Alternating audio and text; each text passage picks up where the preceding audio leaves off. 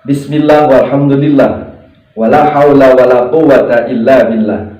Ussalli wa usallimu ala Rasulillah wa ala alihi wa sahbihi wa mawala. Amma ba'du.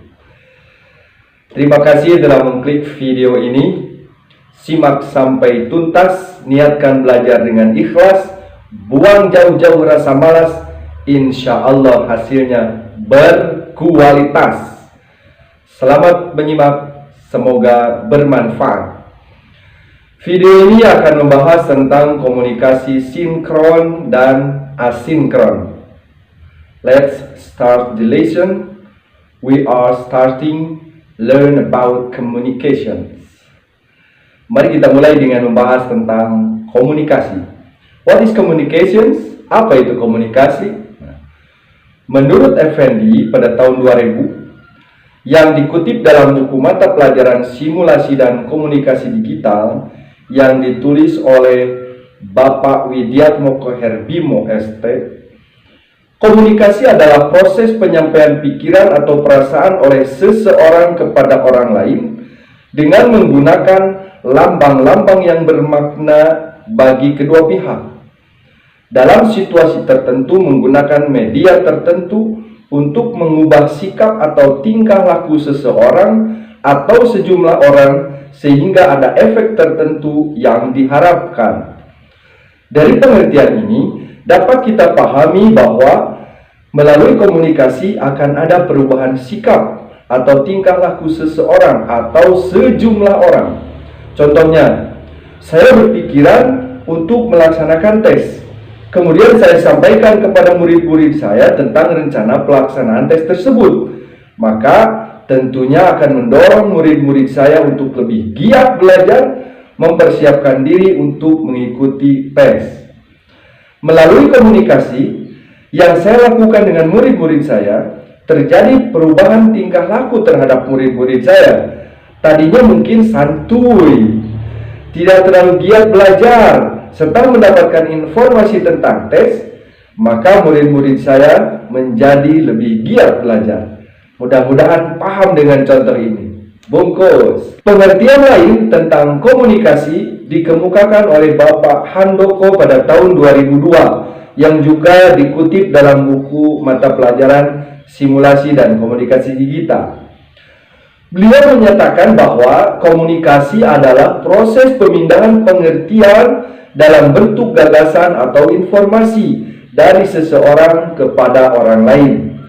Contohnya, PDKM menyampaikan informasi tentang pelaksanaan pengajian rutin kepada masyarakat, bisa melalui surat atau pengumuman dengan speaker masjid. Sementara itu, Ibu Masrini dalam buku bahasa Prancis untuk pemula pada tahun 2003 yang juga dikutip dalam buku mata pelajaran Simdik mengungkapkan pengertian komunikasi dalam bahasa Betawi. Gue ngomong, lo ngerti. Lo ngomong, gue ngerti. Itu aja. Simple. Nah, atau secara lebih berbahasa Indonesia yang baik dapat dikatakan komunikasi terjadi jika saya berbicara, Anda mengerti. Dan sebaliknya, jika Anda berbicara, saya mengerti. Itulah beberapa pengertian tentang komunikasi. Cermati dan pahami baik-baik. Materi berikutnya tentang fungsi komunikasi diantaranya adalah 1. Sebagai informasi. Komunikasi berfungsi untuk menyampaikan informasi yang kemudian dapat dijadikan bahan pertimbangan untuk pengambilan suatu keputusan, baik secara perorangan atau individual maupun secara organisasi atau komunitas. Contohnya, ketika kepala sekolah mengumumkan kegiatan ujian, maka informasi tersebut akan dijadikan keputusan oleh guru untuk meningkatkan kegiatan pembelajaran. Yang kedua, sebagai kendali. Komunikasi dapat berfungsi untuk mengendalikan atau mengontrol berbagai aktivitas dalam sebuah organisasi atau komunitas. Contoh, guru menyampaikan informasi tentang tata tertib untuk para siswa. Hal ini akan mengendalikan atau mengontrol aktivitas siswa di sekolah. Misalnya, tata tertib berpakaian, tata tertib masuk kelas, dan sebagainya. Yang ketiga, sebagai motivasi. Komunikasi juga dapat berfungsi untuk mendorong atau memotivasi seseorang atau sekelompok orang untuk melakukan hal-hal positif. Contoh, guru menyampaikan informasi tentang manfaat atau keuntungan yang akan didapatkan siswa ketika rajin belajar. Hal ini seharusnya dapat membangkitkan motivasi siswa untuk lebih giat lagi dalam belajar. Yang keempat, sebagai pengungkapan perasaan atau emosional. Fungsi komunikasi yang keempat adalah untuk mengungkapkan perasaan atau emosional, baik itu perasaan kekecewaan ataupun perasaan kepuasan. Contoh, saat ini banyak orang mengungkapkan perasaan melalui status media sosial. Hal ini merupakan salah satu bentuk komunikasi yang akan menjadi informasi kepada setiap pembaca status tersebut. Maka hati-hatilah berstatus. Itulah 4 fungsi komunikasi. Semoga dapat dipahami dengan baik. Next, let's talk about communication skill. Selanjutnya, mari kita pahami tentang kemampuan komunikasi. Sebelum membicarakan kemampuan komunikasi, mari kita perhatikan unsur-unsur berkomunikasi. Sedikitnya terdapat 3 unsur dalam komunikasi, yaitu pertama, komunikator, orang yang menyampaikan pesan. Kedua, komunikan, orang yang menerima pesan. Dan yang ketiga, media, alat yang digunakan untuk berkomunikasi. Ingat baik-baik ya, get it good boys. Nah, sekarang mari kita memahami kemampuan berkomunikasi atau communication skill. Kemampuan komunikasi dapat diukur dengan cara memperhatikan seberapa akurat seseorang komunikator dapat menyampaikan informasi atau pesan kepada komunikan melalui media komunikasi tertentu. Komunikasi merupakan kegiatan yang sering dilakukan dalam kehidupan sehari-hari. Oleh karena itu, kemampuan berkomunikasi secara jelas dan akurat merupakan kecakapan hidup yang sangat vital dan tak dapat diabaikan. Jadi, pahami dengan baik perihal komunikasi ini dan asah terus kemampuan atau keterampilan berkomunikasi dengan cara banyak latihan berkomunikasi. Misalnya dengan cara mencoba menjawab atau menyampaikan pertanyaan dari ibu dan bapak guru. Atau juga dengan cara mencoba menyampaikan gagasan dalam diskusi di dalam kelas. Oke, selamat mencoba. Ingat, saat melamar pekerjaan, kemampuan berkomunikasi akan sangat diperlukan ketika melakukan wawancara atau interview di perusahaan. Baik, materi berikutnya adalah jenis-jenis komunikasi. Dalam kegiatan komunikasi terdapat 2 jenis komunikasi, yaitu 1.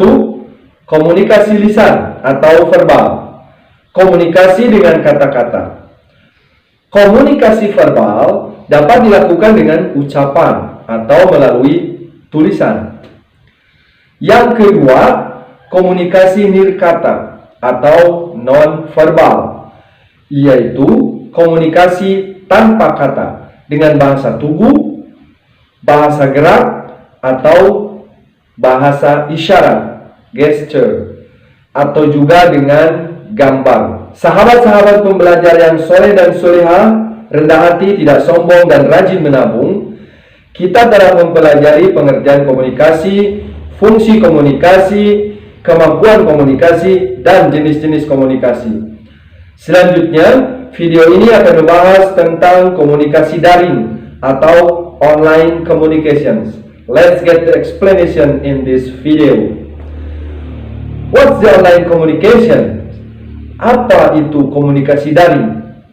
Komunikasi daring atau komunikasi dalam jaringan atau komunikasi online adalah kegiatan komunikasi atau cara berkomunikasi melalui jaringan internet. Komunikasi daring atau komunikasi di dunia semu ini lazim disebut komunikasi dunia maya atau cyberspace. When online communications started? Kapan komunikasi daring dimulai? Komunikasi daring dimulai pada tahun 1960-an dengan protokol yang bernama ARPANET. Protokol ini dikembangkan pada tahun 1969 dan menjadi cikal bakal internet. Kata internet berasal dari interconnected networks yang disingkat menjadi internetwork atau internet. Internet berkembang sangat pesat, ditandai dengan peningkatan jumlah orang yang menggunakannya untuk berbagai keperluan dari tahun ke tahun. Mulai tahun 1980-an, komunikasi daring mulai dimanfaatkan dalam dunia kita, dalam dunia pendidikan, dan semakin meluas dengan munculnya World Wide Web atau WWW alias WWW pada tahun 1990-an. Apalagi saat situasi dan kondisi seperti saat ini. Kegiatan belajar tatap muka diganti dengan belajar dari rumah alias BDR atau LFH, Learn from Home. Maka pemanfaatan internet untuk berkomunikasi semakin meluas. Oleh karena itulah, saat ini kebutuhan kuota menjadi kebutuhan yang sangat urgent. Jadi diperlukan pemikiran yang bijak untuk memanfaatkan kuota. Jangan sampai kuota untuk belajar habis karena melakukan hal-hal yang tidak penting. Berdasarkan penjelasan-penjelasan tadi, dapat kita pahami bersama bahwa saat ini komunikasi daring menjadi hal yang sangat penting. Selanjutnya, mari kita simak penjelasan tentang keunggulan komunikasi daring sebagai berikut. 1. Dapat dilakukan kapan dan di mana saja. Whenever and wherever you are. Ya, komunikasi jarak jauh secara daring dapat dilakukan kapan dan di mana saja. Asal ada kuota, ada handphone tentunya ya. Yang kedua, lebih efisien biaya. Ketika kita bermaksud komunikasi dengan saudara di luar kota misalnya, dengan jarak yang jauh, tentu diperlukan biaya untuk ongkos yang cukup besar. Akan tetapi, dengan komunikasi daring, biaya ongkos tidak perlu dikeluarkan. Cukup menyediakan pulsa atau kuota, kita sudah dapat melakukan komunikasi. Yang ketiga, lebih efisien waktu. Jika kita tinggal di Garut dan mempunyai saudara di Jakarta, maka sedikitnya kita perlu waktu 3 jam sampai 4 jam, bahkan 5 jam untuk dapat bertemu dan berkomunikasi secara langsung. Dengan komunikasi daring, maka dalam hitungan menit kita sudah dapat melakukan komunikasi. Yang keempat, terhubung atau terintegrasi dengan layanan TIK lainnya. Yang kelima, dapat meningkatkan intensitas kegiatan berkomunikasi. Jadi lebih sering, karena komunikasinya mudah, murah, cepat, jadi komunikasi lebih sering. Dan yang keenam, dapat meningkatkan partisipasi dalam berkomunikasi. Perkembangan teknologi informasi mendorong pesatnya perkembangan berkomunikasi secara daring. Ditambah lagi dengan beberapa keunggulan komunikasi daring tadi. Hal ini sangat luar biasa, bukan? Akan tetapi kita harus ingat, tak ada buatan manusia yang sempurna, karena hanya Allah yang maha sempurna. Berikut ini beberapa kelemahan atau kekurangan komunikasi daring. Yang pertama, tidak mewakili emosi pengguna jaringan. Komunikasi daring tidak dapat mewakili emosi atau perasaan pengguna. Contohnya, kita mengirimkan pesan teks melalui media sosial. Kata iya yang kita kirimkan akan tergantung kepada emosi atau perasaan penerima pesan. bukan perasaan kita. Bisa iya. Dari tulisan tadi kan bisa iya, iya, iya, dan sebagainya, tergantung yang membaca. Yang kedua, memerlukan perangkat khusus. Ini sudah jelas. Kita memerlukan perangkat khusus untuk berkomunikasi secara daring. Misalnya handphone, komputer, dan lain sebagainya. Kalaupun sudah ada perangkatnya, kita juga memerlukan pulsa atau kuota untuk dapat berkomunikasi. Dan ini dapat menyulitkan orang yang tidak memiliki perangkat-perangkat tersebut. Atau komunikasi daring dapat pula terhambat dengan adanya gangguan pada perangkat tadi, atau gangguan sinyal misalnya. Yang ketiga, terlalu banyak informasi yang tidak penting. Keberadaan perangkat dalam jaringan tidak selalu memberikan informasi bermanfaat, karena tidak sedikit pula kita menerima informasi yang tidak penting atau tidak akurat, dikenal dengan hoax atau hoax, begitu ya. Yang keempat, menyita konsentrasi. Komunikasi daring memerlukan konsentrasi atau fokus yang lebih. Karena kalau tidak konsentrasi atau tidak fokus, dimungkinkan terjadi kesalahan pengiriman pesan dan dapat menimbulkan kesalahpahaman antara sesama pengguna. Jadi, perlu diperhatikan, komunikasi daring sebaiknya dilakukan secara bijak agar teknologi ini benar-benar memberikan dampak positif bagi kehidupan kita. Selanjutnya, mari kita lihat komponen-komponen yang diperlukan agar dapat melakukan komunikasi daring. Komponen-komponen komunikasi daring dikelompokkan ke dalam 3 bagian sebagai berikut. 1. Perangkat keras atau hardware. Komponen pertama yang diperlukan untuk komunikasi daring adalah perangkat keras atau hardware. Contohnya, komputer, headset, mikrofon, serta perangkat pendukung koneksi internet. Yang kedua, perangkat lunak atau software. Komponen berikutnya untuk dapat melakukan komunikasi daring yaitu perangkat lunak atau software, antara lain Skype, Google+, WhatsApp, Telegram, web conference, dan sebagainya. Dan yang ketiga, perangkat nalar atau akal, disebut brainware. Komponen ketiga yang harus ada untuk komunikasi daring tentu saja perangkat nalar atau akal, yaitu manusia sebagai pengguna, yang dikenal dengan istilah brainware. Komunikasi daring tidak akan terjadi apabila salah satu dari ketiga komponen ini tidak ada atau terganggu. Bagaimanapun canggihnya handphone kita, tidak akan dapat melakukan komunikasi jika tidak ada aplikasi yang mendukung atau tidak ada kuotanya. Demikian pula ketika handphone dan aplikasinya canggih, tidak akan dapat berfungsi apabila manusia tidak mampu menggunakannya. Selanjutnya, mari kita simak penjelasan tentang komunikasi sinkron. Komunikasi sinkron atau synchronous disebut juga komunikasi daring serempak, yaitu komunikasi dengan komputer atau handphone sebagai media yang terjadi secara serempak dalam waktu nyata atau real time. Contohnya, text chat, fitur perangkat lunak atau program dalam jaringan internet untuk berkomunikasi secara langsung antara sesama pengguna internet yang sedang daring atau online. Komunikasi dilakukan dengan pesan teks, contohnya WhatsApp, Telegram, Line, dan sebagainya. Yang kedua, video chat, fitur untuk berkomunikasi melalui suara atau audio dan video secara real time antara pengguna internet di tempat yang berbeda. Contohnya Skype, WhatsApp, Telegram, Line, dan sebagainya.